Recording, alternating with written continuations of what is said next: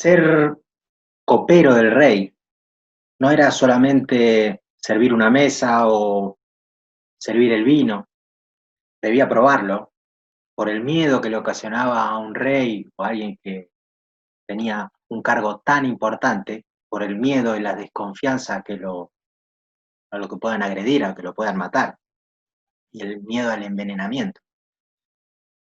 Ser copero del rey no era solamente ser un mayordomo, era alguien de muchísima confianza, estaba permanentemente al lado del rey, vivía en las habitaciones, también participaba del lujo de las comidas y de los beneficios que tenía todo el personal que estaba al lado del rey. Era alguien de mucha responsabilidad y demandaba mucha importancia también. De ese copero vamos a hablar y les voy a pedir que me puedan acompañar en esta invitación que les hago a todos ustedes para poder conocer la vida de Nehemías.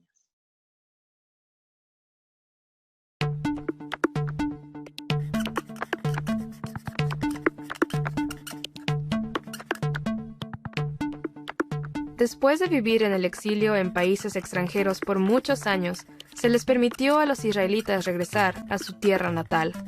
Cuando volvieron a casa, a su capital Jerusalén, descubrieron que el muro que antes protegía la ciudad había sido destruido por completo.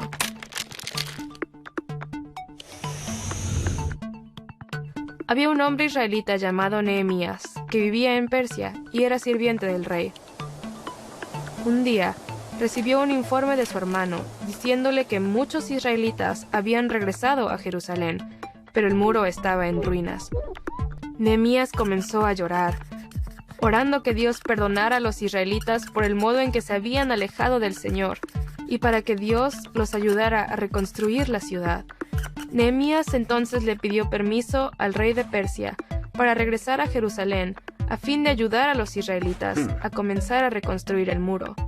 El rey estuvo de acuerdo, así que Nehemías viajó a Jerusalén. Después de llegar al lugar, Nehemías visitó el muro e inspeccionó detalladamente las ruinas. Entonces acudió a los sacerdotes y oficiales de Israel para compartir sus planes con ellos. Les dijo: «Ustedes son testigos de nuestra desgracia.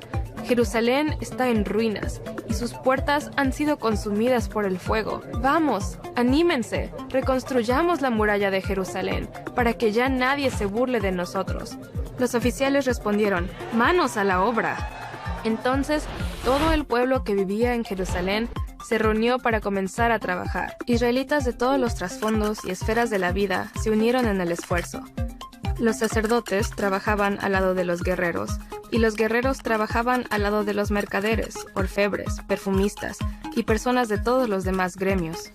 Hombres, mujeres y familias trabajaban lado a lado para reparar no solo el muro, sino también las puertas de la ciudad, poniendo estacas, levantando puertas y colocando en su lugar cerrojos y barras. Mediante el liderazgo de Nehemías y el esfuerzo combinado de todo el pueblo que vivía en Jerusalén, todo el muro de la ciudad fue reconstruido solamente en 52 días.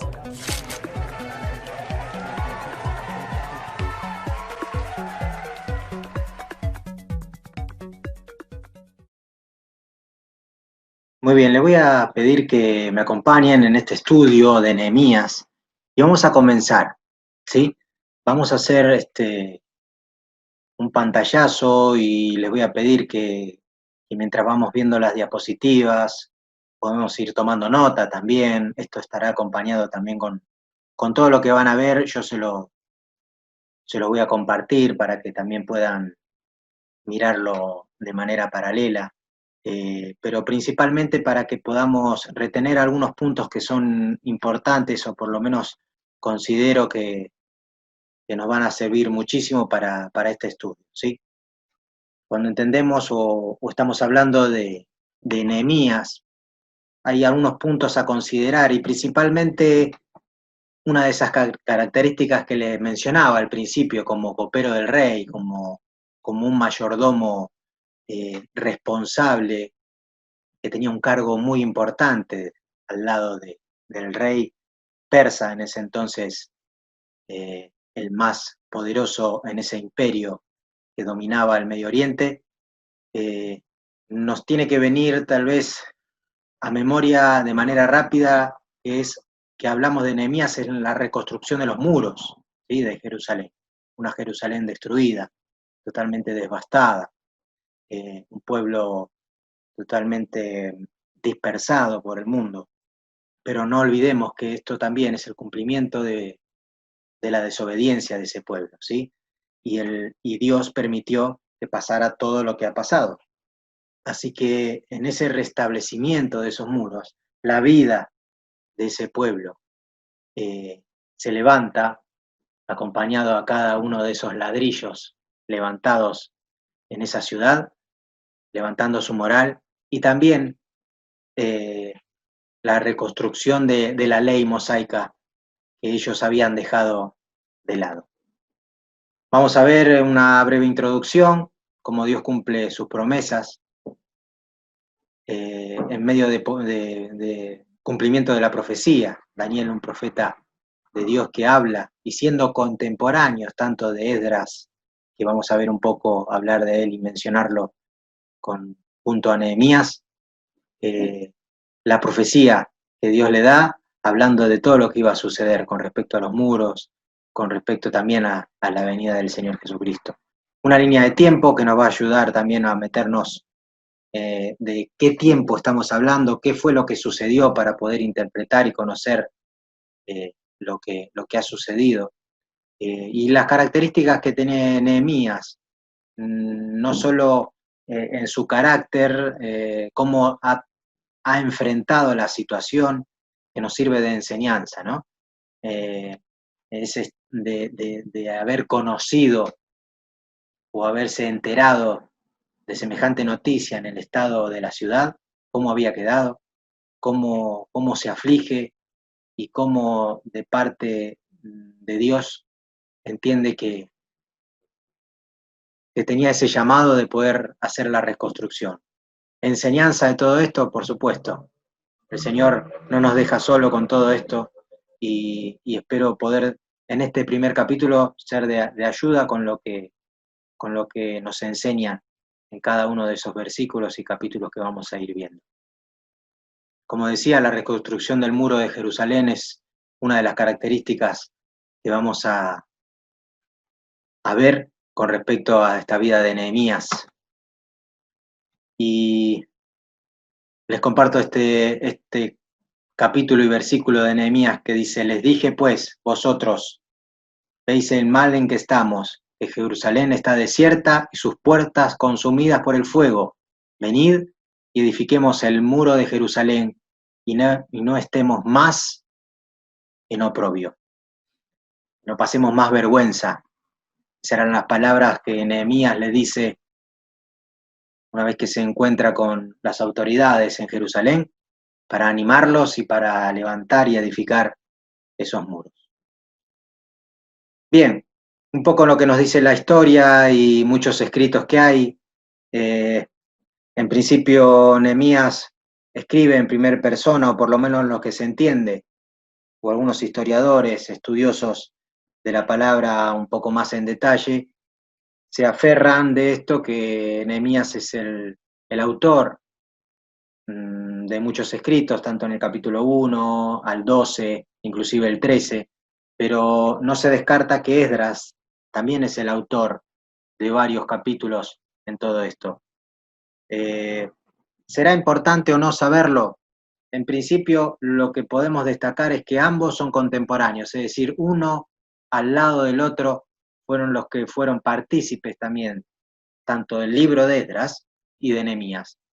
No, tal vez no iría en tanto detalle, algunos que son más estudiosos inclusive con esto, pero lo más importante es que los dos que se relatan y se leen en estos libros fueron los protagonistas que participaron y nos han dejado por medio del Señor todo este tipo de enseñanza y hemos podido meternos en esta historia tan interesante que me anima, que es tan hermosa, que realmente uno cuando ve la línea de tiempo que vamos a ver un poco más adelante y cuando leemos cada uno de los capítulos y versículos, nos vamos metiendo en esta historia, de los tiempos que van pasando, de lo que ellos vivieron y cómo afrontaron cada uno de los problemas. En esta narración histórica, me parece muy, muy bueno conocer unos aspectos y algunos puntos a tener en cuenta. Es decir, solamente se puede notar que desde el primer regreso, que fue en el año 539 y 538 a.C., hasta el fin del siglo V, pero especialmente en el año 458 hasta el año 430, durante el reinado de Alcajerjes de Persia, es donde sucede todo esto, toda la narración de lo que podemos leer en Nehemías. Alcajerjes, el rey de Persia, es el rey donde Nehemías era el copero, donde Nehemías pide a este gran emperador, a este gran rey que tiene el poderío de los persas, y también bajo ese poderío estaba lo que quedaba la ciudad de Jerusalén, es donde transcurre todo esto. Y se pone un énfasis con respecto a esta conclusión, ¿no? de este regreso que se cumple con Nehemías.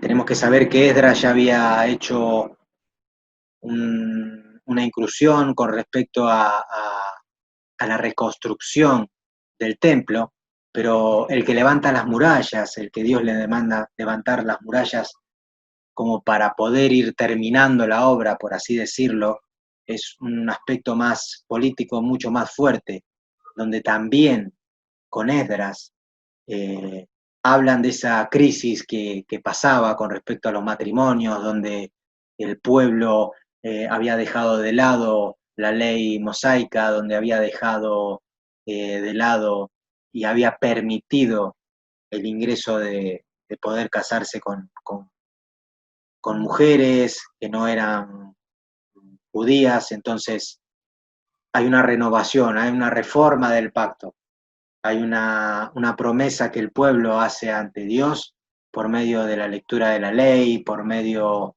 de esa obediencia de Esdras y Nehemías, y que llevan al pueblo a poder reconstruir. La línea de tiempo que les mencionaba al principio. Lo que vemos al principio, a la izquierda, desde la caída de Jerusalén, que fue destruida en el año 587 a.C., y vamos a ponernos un poco en imagen o en situación. Debemos saber, y lo podemos encontrar en Segunda de Reyes y también en Jeremías, la caída de Jerusalén, ¿sí? No olvidemos que esto fue permitido por Dios, ¿sí? Porque Jeremías había anunciado lo que iba a suceder. Con respecto a Sedequías, que era el rey que estaba en ese entonces, ya puesto por Nabucodonosor II, rey de Babilonia en ese entonces. Jerusalén es sitiada, y después de 2 años de haber sido sitiada, cae. Un pueblo es asesinado, otro pueblo es totalmente desterrado por ahí, y algunos caen. Y recuerden la vida de Daniel, recuerden la vida de aquellos que el imperio tomaba porque les interesaba por sus estudios, les interesaba por algunos desarrollos que ellos podían saber y entender que iban a ser útiles como esclavos, caen bajo el poderío de esos imperios. En este entonces, la primera caída de Jerusalén fue bajo el poder de Babilonia. Y pasan 70 años. Y comienza la reconstrucción de un templo bajo Zorobabel. Es movido por Dios para poder tener el primer regreso hacia Jerusalén. Esto fue en el año 530 a.C., ya bajo otro imperio.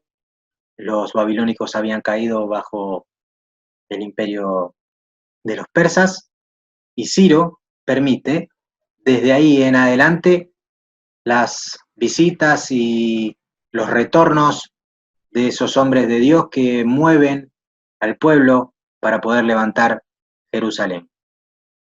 También lo vemos en Esdras, que es una reconstrucción del templo, Esdras siendo ya un escriba, un sacerdote, tenía esa responsabilidad de poder levantar el templo, y también finalizando un poco más, y vamos a decir un poco, o me atrevería a decir como un aspecto más político, ¿sí? La reconstrucción de los muros que caen bajo a Nehemías, que es nuestro personaje, por así decirlo, de estudio en este día, y comenzamos con todos sus relatos, y esto lo podemos ver en esta línea de tiempo en el año 445 a.C. Y como les mencionaba, Esdras y Nehemías fueron contemporáneos, ¿sí? Son de la misma época, fueron en el mismo tiempo movidos por Dios para terminar con esta reconstrucción. El relato de Nehemías comienza el 445 a.C., como bien le mencionaba anteriormente en esa línea, y es el cumplimiento de una profecía de Daniel, que podemos leerlo en el capítulo 9, del 24 al 27, y les hago mención, que dice en el 9:25 de Daniel: sabe pues y entiende que desde la salida de la orden para restaurar y edificar a Jerusalén hasta el Mesías príncipe, habrá 7 semanas, y 62 semanas se volverá a edificar la plaza y el muro en tiempos angustiosos. El Señor había revelado a Daniel lo que iba a estar aconteciendo, y se cumplía. Como toda palabra de Dios se cumple, la podemos escuchar, la podemos leer, la podemos ver por parte de esos profetas, y en este caso los muros son levantados, como le habían mencionado a Daniel. ¿Qué vemos en la época de Esdras, de Nehemías, inclusive de Esther? Me interesó mucho este cuadro, me pareció muy práctico, y podemos verlo, y espero que así sea. Arriba vemos una línea, ¿sí? Que son los años, y está marcado con una flecha. En la misma línea en la izquierda inferior son los mismos años, pero para que podamos ubicarnos en lo posible, aproximadamente en el transcurso de estos años, desde el 570 a.C. hacia el extremo derecho, que es el 410 a.C., los sucesos, los imperios, los reyes que estaban bajo ese poderío, y qué pasaba con el pueblo de Dios, qué situaciones nos encontramos.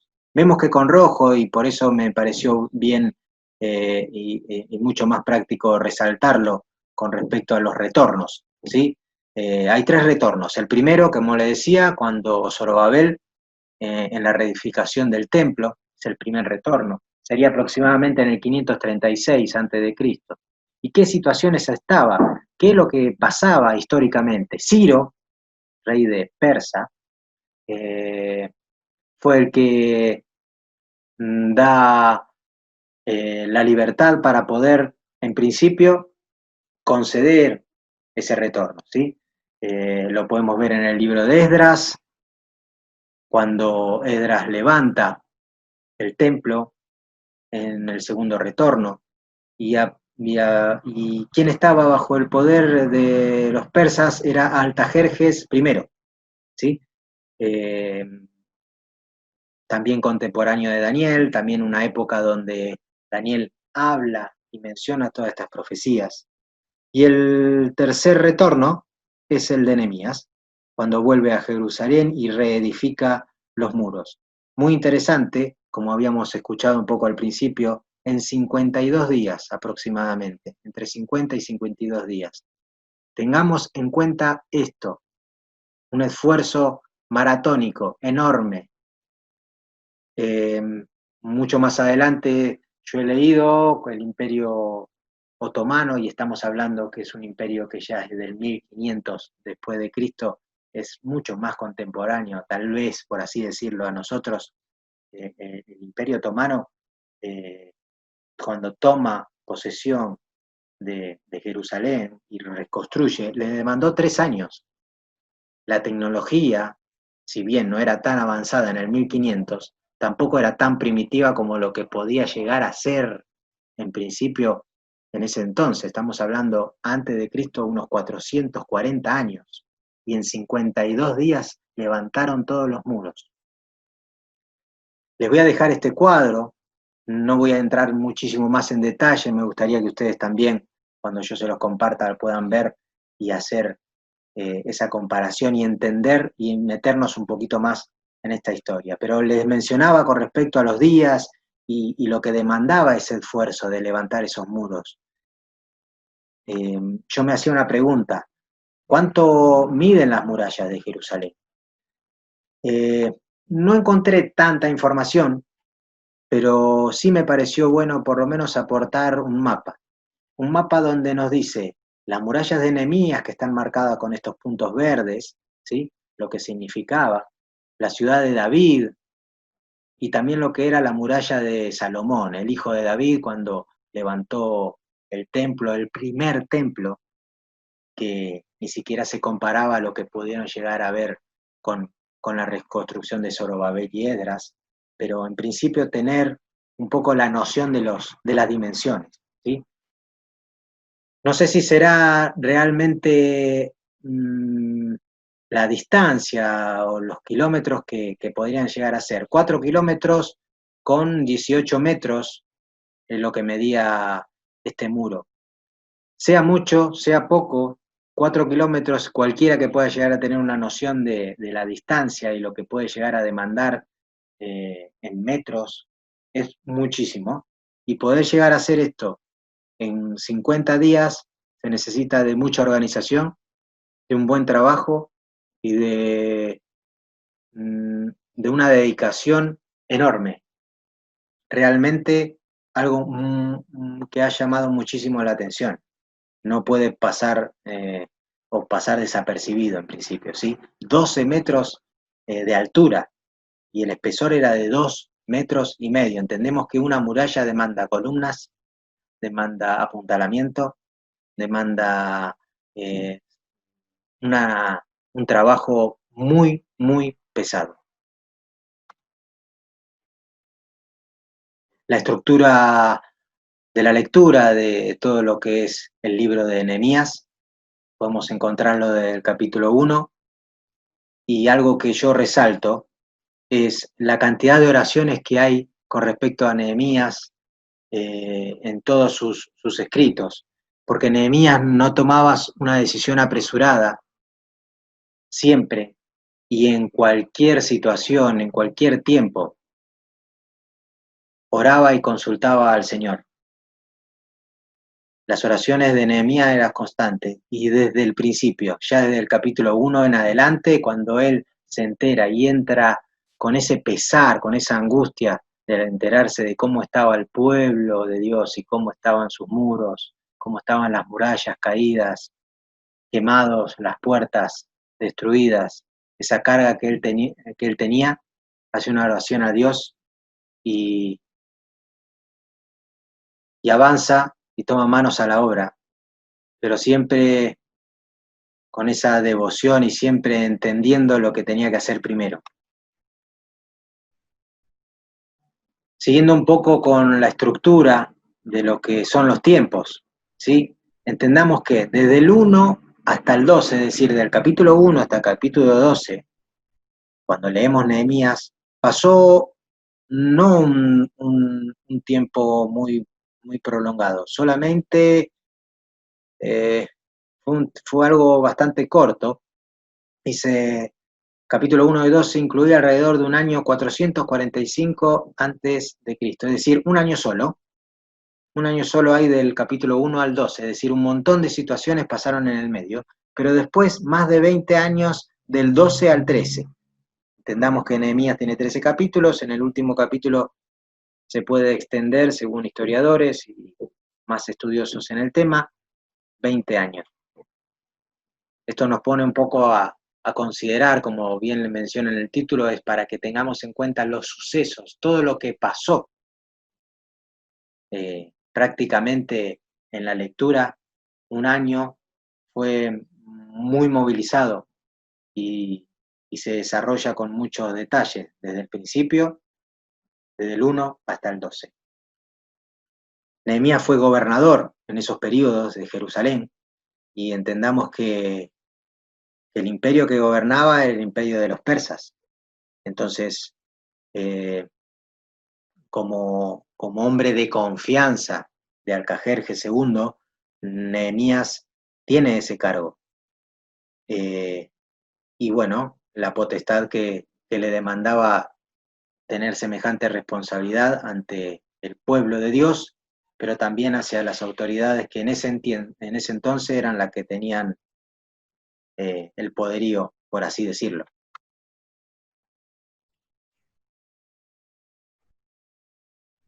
Nehemías, y acá me gustaría hacer algunos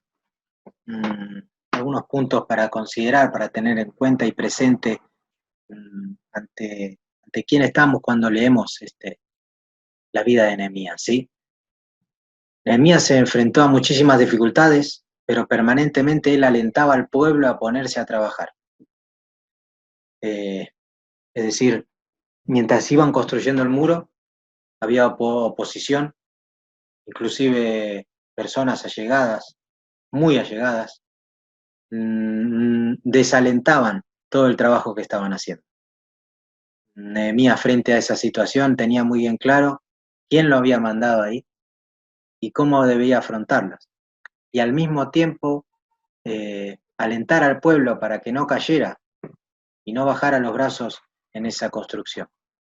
Nehemías lo que enseña también es eh, esa importancia que él consideraba y tenía con respecto a la oración. No era cualquier cosa orar o ponerse frente a Dios a tirar palabras al aire, sino sabía a quién estaba haciendo esto, cómo era escuchado y lo importante que tenía esa comunión con respecto a esas peticiones. Frente a cualquier dificultad que Nehemías se presentaba o situaciones, él oraba. Y lo podemos leer durante varios capítulos, desde el 1, como les mencionaba, desde el principio, en el capítulo 2 también, en el 4, en el 6, varias oraciones que demandaban prácticamente todo un capítulo con detalles de las oraciones que él hacía a Dios frente a las situaciones que se encontraban.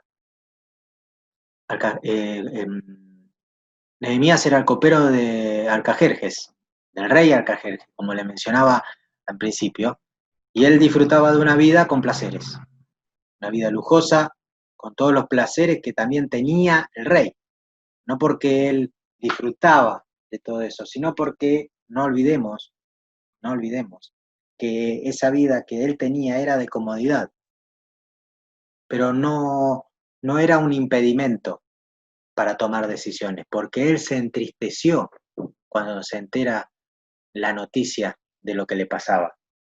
Eh, y entendamos esto. Él no dejaba de ser esclavo ante todo esto. El pueblo de Israel eh, y él, como muchos otros, eran esclavos.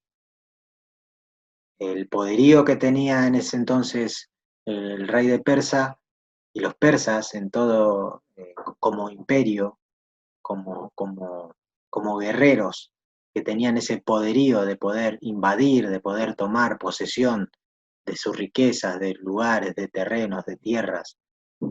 Tomaban a las personas como esclavos y tenían que hacer las tareas que ellos querían. Pero entendamos que Nehemías cumplía con ciertos requisitos para poder haber sido el copero del rey. Demostrar confianza, demostrar ser fiel con respecto a las actitudes que tenía, a, a las cosas que habrá escuchado dentro del palacio, cómo le servía y lo que les mencionaba, ¿no? Probar el vino. Personas que tenían mucho miedo de ser atacado, de ser envenenado. Nehemías ponía en riesgo su vida. Y no solo eso, también ponía en riesgo su vida si él estaba triste delante del rey. ¿Triste por qué? Triste por la noticia que se había enterado, lo que le había pasado. cuando toma y ora delante de Dios para poder regresar a Jerusalén y levantar esos muros, él hace una oración y lo vemos todo en el capítulo 1, del 1 al 11, y yo solo menciono y destaco aquí, para no leer todo el capítulo, el versículo 11 del capítulo 1. Te ruego, Jehová, esté ahora atento tu oído a la oración de tu siervo y a la oración de tus siervos, quienes desean reverenciar tu nombre. Concede ahora buen éxito a tu siervo y dale gracia delante de aquel varón, porque yo servía de copero al rey.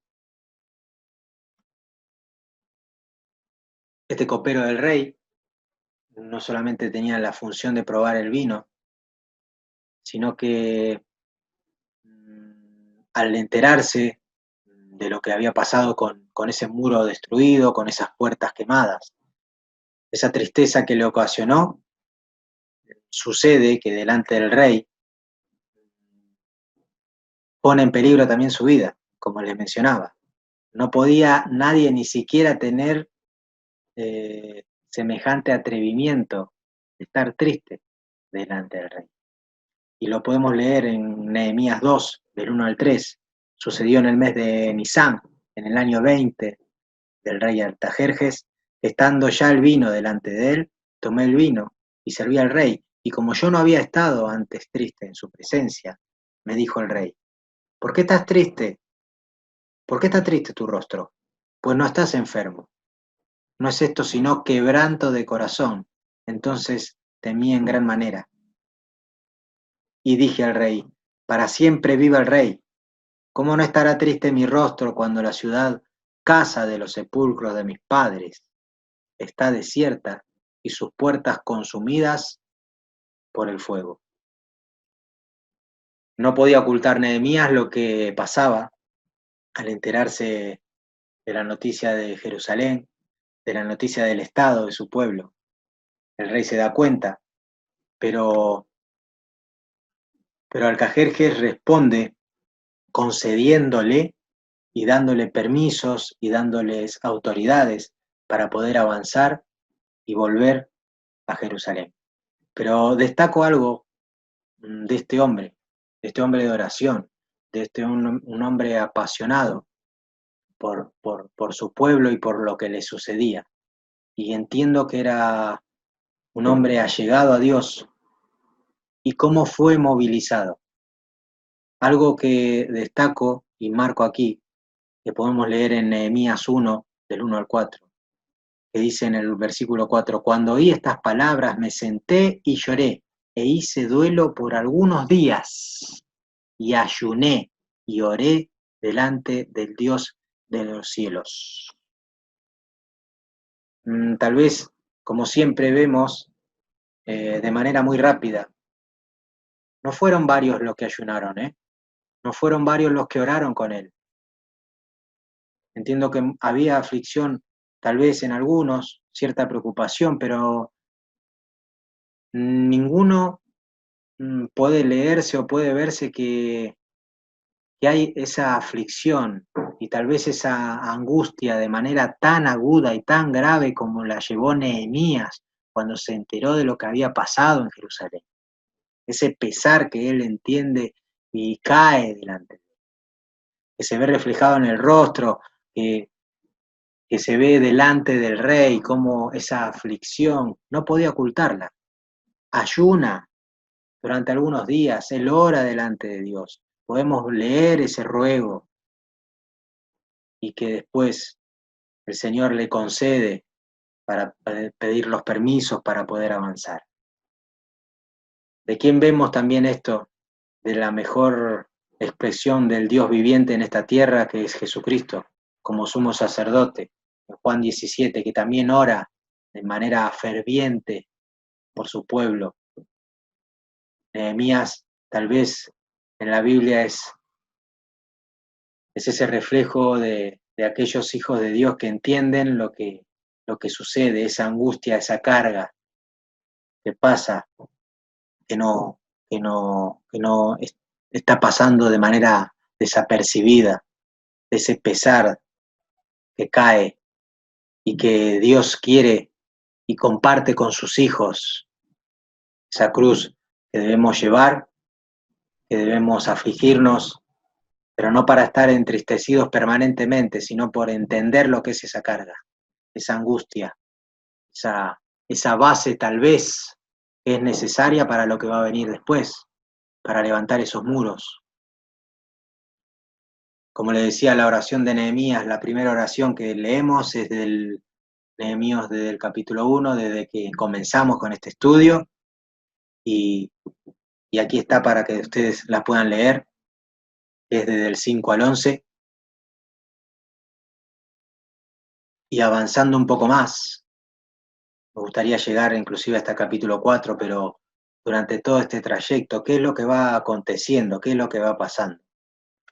Decíamos que a través del dolor y del ayuno se altera la apariencia de Nehemías, es decir, esa aflicción que tiene delante del rostro y que no lo puede ocultar delante del rey. Y del capítulo 2, del 1 al 2, después de oír su contestación, inmediatamente al Cajerjes le permite volver a Judá para aliviar la situación, es decir, le da papeles, le da un montón de permisos, inclusive para poder avanzar en lugares, en terrenos, teniendo esa autoridad. Imagínense que tenía que llevar material, llevaba, entiendo, gente que lo iba a ayudar para poder reencontrarse con el pueblo y poder tener esa reconstrucción, inclusive los papeles para poder obtener madera, los bosques, de la construcción de semejante obra que tenía que llevar por delante. En Nehemías 3 está el reparto del trabajo de reedificación. Y permítanme que durante este estudio comencemos con tal vez lo que sería algo de la enseñanza que nos dejaría en todo este transitar. Y es el reparto del trabajo de la reedificación. En Nehemías 3, 1 al 3 leemos lo siguiente. Entonces se levantó el sumo sacerdote Eliasib con sus hermanos, los sacerdotes, y edificaron la puerta de las ovejas. Ellos arreglaron y levantaron sus puertas hasta la torre de Amea y edificaron hasta la torre de Ananel. Junto a ella edificaron los varones de Jericó, y luego edificó Sacur, hijo de Emri. Los hijos de Sená edificaron la puerta de pescado. Ellos la enmaderaron y levantaron sus puertas con sus cerraduras y sus cerrojos. Y esto continúa y sigue, versículo tras versículo. Lo pueden seguir leyendo en Nehemías 3, todo el capítulo 3, y van a ver una particularidad. Las familias se levantan para reconstruir los muros. Si leemos Nehemías 3, del 1 al 32, las familias, cada una de ellas, con sus obras, con sus quehaceres, cada una de ellas se levantaba una al lado de la otra a levantar los muros.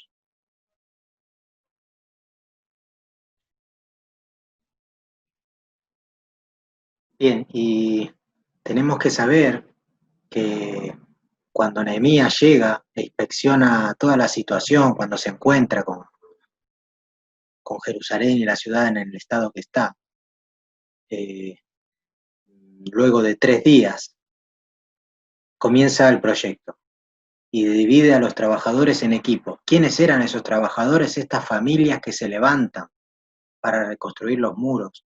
Cómo Nehemías les da, los organiza para que cada uno pueda trabajar en equipo con la responsabilidad de cada sección de la muralla. ¿Sí? Todo esto lo leemos en todos estos capítulos, en el capítulo 3, del 1 al 32. Ahora, mientras construían, los enemigos, bajo la dirección de Sanbalat y Tobías, que aparecen a continuación, comienzan a ridicularizar la acción de Nehemías y al pueblo. Y ahí les pido, hermanos, que podamos también tener a mano lo que nos encontramos en Nehemías 4, en principio con los primeros 3 versículos, y con este título que es Las precauciones contra los enemigos. Y dice la palabra del Señor en Nehemías 4, del 1 al 3, cuando oyó Sanbalat que nosotros edificábamos el muro, se enojó y se enfureció en gran manera e hizo en escarnio de los judíos, y habló delante de sus hermanos y del ejército de Samaria y dijo, ¿qué hacen estos débiles judíos? ¿Se les permitirá volver a ofrecer sus sacrificios? ¿Acabarán en un día? ¿Resucitarán de los montes del polvo las piedras que fueron quemadas? Y estaba junto a él Tobías, amonita, el cual dijo, lo que ellos edifican del muro de piedra, si subiere una zorra, lo derribará.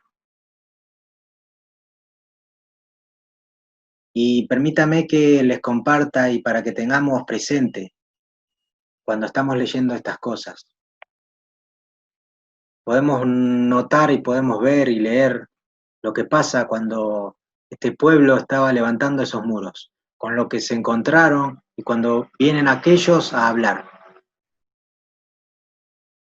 Lo que es notorio que el enemigo se va a enfurecer, porque se persistía y se mantenía en este trabajo, en este camino. Y eso nos va a pasar. Y mientras vamos leyendo esto, yo les pido que por favor tomemos este estudio para no solo conocer lo que pasaba cuando se levantaban los muros, sino que nos miremos nosotros, cuando se aparece el enemigo, ¿no? Y cuando tenemos un camino que el Señor nos habla y nos dice es por aquí, el enemigo se enfurece y y nos empezamos a encontrar con este tipo de situaciones. Salimos de una ruina, salimos tal vez de caminos donde muchas veces hemos hecho lo que nos parecía. Pero luego el Señor con tanta paciencia y misericordia nos comienza a edificar. Y comienza a edificar ¿qué? Nuestra vida espiritual, como creyentes, como congregación, como parte de la iglesia. Y tal vez es el tiempo de avanzar en la palabra, en poner esas bases, ¿no? En levantar esos muros, como, como les comparto aquí.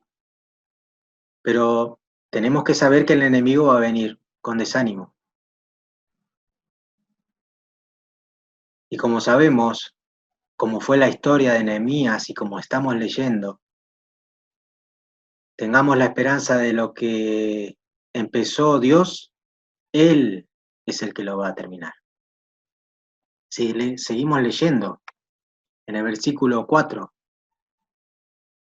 en ese reparto del trabajo de la reedificación, dice, oye, oh Dios nuestro, que somos objeto de su menosprecio, y vuelve el baldón de ellos sobre su cabeza, y entrégalos por despojo en la tierra de su cautiverio. No cubra su iniquidad, ni su pecado sea borrado delante de ti, porque se airaron contra los que edificaban. Edificamos pues el muro y toda la muralla fue terminada hasta la mitad de su altura, porque el pueblo tuvo ánimo para trabajar. El pueblo hizo muchísimo, trabajó mucho, pero hasta la mitad de la altura. Miren, no hay nada que pueda llegar a caer en peso de que no terminemos algo que comenzamos, ¿eh? Parece que no se termina nunca esa obra. Y como enseñanza y tal vez para que tengamos presente, no dejemos las cosas por la mitad. Porque si no terminamos algo que el Señor nos demanda, si no somos responsables y si somos muy negligentes en la tarea que el Señor nos demandó, es como que lo que nos dicen permanentemente, ¿no? De parte del Señor, y entiendo que Pablo, nuestro pastor, nos menciona siempre, vamos a pasar vergüenza. Cuando no hacemos y no estamos en donde tenemos que estar, cuando no edificamos lo que tenemos que edificar, cuando lo dejamos estar y hacemos todo por la mitad, seremos de vergüenza. No nos relajemos. Disfrutemos ser de esos hijos de Dios, que esto es hermoso. Pero eso no quiere decir que no prestemos atención, que no estemos atentos.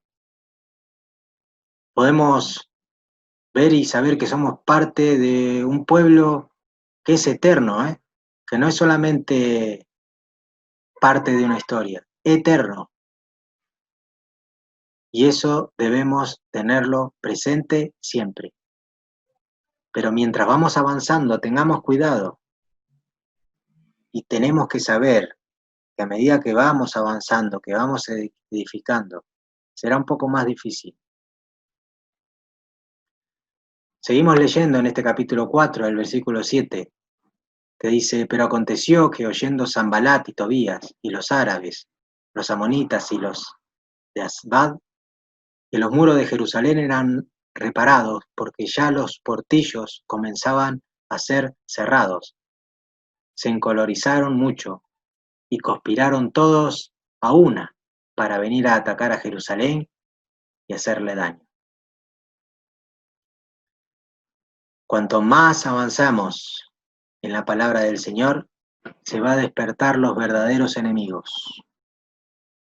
Lo podemos ver aquí, lo podemos leer en estas personas que se acercaban, en estos que les brotaba la ira al ver que la obra avanzaba, y eso va a pasar. Tenemos guerra contra principados y potestades en el ambiente espiritual. Sepamos, hermanos, que estamos restaurando los muros de su iglesia. Sepamos, hermanos, que la obra que el Señor demanda no es cualquier cosa. Y roguemos al Señor que prestemos atención y que entendamos los tiempos en que Dios nos está poniendo delante nuestro. ¿Qué nos quiere decir con todo esto? ¿Qué debemos hacer? Y prestemos atención. No prestar el oído a cualquier cosa, sino prestar atención al oído de lo que el Señor nos demanda y no ser irresponsables y de hacer lo que tenemos que hacer delante del Señor. Restaurar esos muros espirituales. Una batalla que no solamente a veces nos distraemos por lo que entra en nuestros ojos, sino lo que sucede espiritualmente. Nehemías 4, del 9 al 13. Entonces oramos a nuestro Dios y por causa de ellos pusimos guarda entre ellos de día y de noche. Una pregunta que siempre nos podemos hacer al leer este versículo. Si oramos al Señor para que guarde a su iglesia de los enemigos, ¿lo tenemos presente? Una buena oración para que podamos interceder por nuestros hermanos, cubriendo a la iglesia, a toda su iglesia. Versículo 10. Y dijo Judá: la fuerza de los acarreadores se han debilitado y el escombro es mucho, y no podemos edificar el muro. Y nuestros enemigos dijeron: no sepan ni vean hasta que entremos en medio de ellos y los matemos y hagamos cesar la obra. Haciendo una pequeña revisión de esto durante toda la historia de la iglesia, el enemigo siempre usó la misma estrategia. El ataque más grande será meterse en medio de la iglesia. Eso ha pasado siempre. Lo leemos aquí y lo podemos ver muchas veces. Versículo 12. Pero sucedió que cuando venían los judíos que habitaban entre ellos, nos decían hasta 10 veces: de todos los lugares de donde volveráis, ellos caerán sobre vosotros. Entonces, por las partes bajas del lugar, detrás del muro y en los sitios abiertos, puse al pueblo por familias, con sus espadas, con sus lanzas y con sus arcos. Dios no solamente quiere personas, no solamente quiere individuos en forma aislada. Dios quiere y habla, los que le mencionaba al principio, familias, cuidémonos, cuidemos nuestras familias, nuestros hogares, nuestras casas, cuidemos nuestras familias en el Señor. Esto es el ejemplo de esa familia, de esos hogares que tomaban en serio, entendían lo que estaban haciendo, lo tomaban con seriedad que demandaba la obra de Dios. Avanzamos un poco más, Nehemías 4, de 14 a 17, dice, y después miré y me levanté y dije a los nobles y a los oficiales y al resto del pueblo, no temáis delante de ellos, acordaos del Señor grande y temible, y pelead por vuestros hermanos, por vuestros hijos y por vuestras hijas, para vuestras mujeres y por vuestras casas. Cuando oyeron vuestros enemigos que lo habían entendido y que Dios había desborotado el consejo de ellos, nos volvimos todos al muro, cada uno a su tarea. Desde aquel día la mitad de los siervos trabajaban en la obra y la otra mitad tenían lanzas, escudos, arcos, corazas, y detrás de ellos estaban los jefes de toda la casa de Judá, los que edificaban en el muro, los que acarreaban y los que cargaban, con una mano trabajaban en la obra y en la otra tenían la espada. Avanzar en este estudio, avanzar leyendo la palabra del Señor, avanzando también en la doctrina que el Señor va revelando a cada uno de nosotros. Eso es muy gratificante, la verdad que eso nos ayuda a poder caminar. Pero debemos estar alertas, debemos estar velando en oración. Jesús nos decía, quédense y velen para no ser tentados. Así le hablaba a los discípulos. Siempre tenemos que y debemos estar alertas con nuestras lanzas, alertas con nuestras compañías, aquellos que nos muestran los dientes con una sonrisa tal vez o que nos acercan, personas que se muestran a nosotros con un fin, donde puede ser que perdemos el tiempo en esto, puede ser que nos lleve y nos acarrea a ceder y a cesar en la obra. El enemigo se mete en el pueblo de Dios. Si no estamos alerta en oración, si no somos responsables, si no estamos atentos a lo que Dios nos dice y prestamos nuestros oídos, el enemigo se puede meter. Debemos velar, interceder los unos por los otros, para que no, para que no cese la obra. Tal vez es la palabra que la he marcado en rojo y es lo que a mí me ha llamado la atención y entiendo. Debemos estar alertas. Versículo 18. Porque los que edificaban, cada uno tenían su espada ceñida a sus lomos y así edificaban.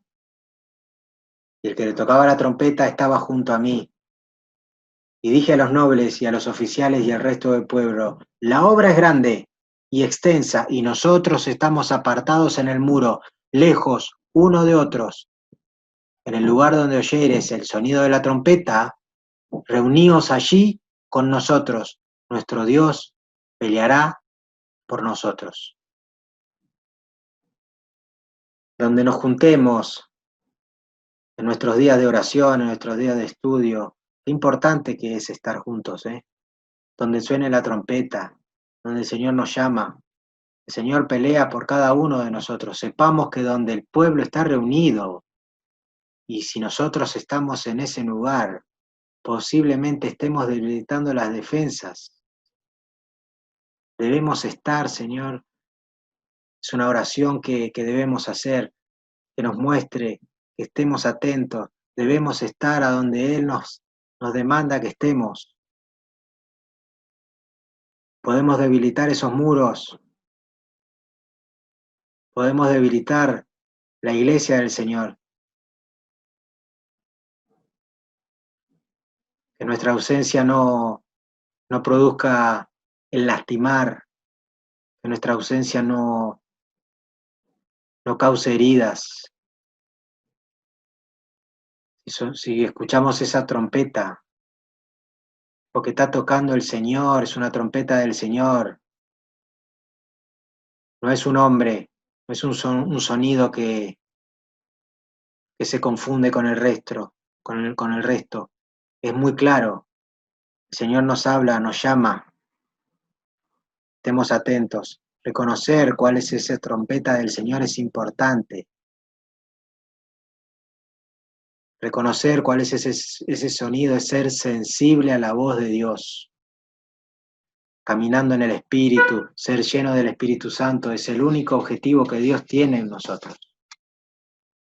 Avanzando un poco más, en el versículo 21 al 23. Nosotros pues trabajamos en la obra y la mitad de ellos tenían lanzas, desde la subida del alba hasta que salían las estrellas.